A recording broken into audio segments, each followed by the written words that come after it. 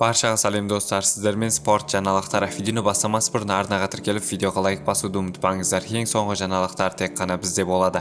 Бокс аңызы Канелого Биволдун қалай жеңүү керегин айтты.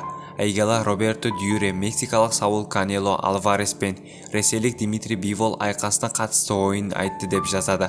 Оның сөзінше Канелоға алғашқы айқастан кейін тактикасын өзгерту керек. Алварестің ірі қарсыласқа қарсы жекпе-жекте не істерін білмей қалатынын байқадым.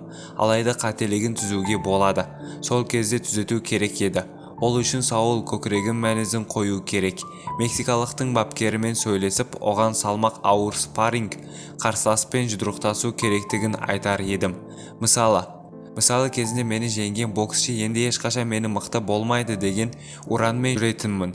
Сөйтіп талай қарсыласпен реванш алдым, дейді Дюрен.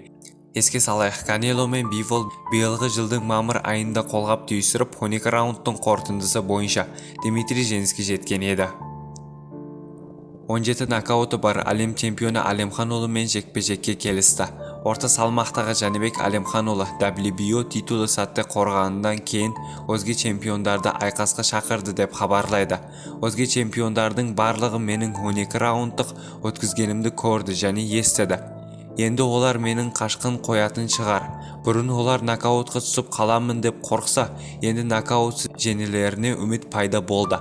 Бірақ мен олар үшін бірдені дайындап қойдым, деп жазыпты енді Жанибек твиттерде.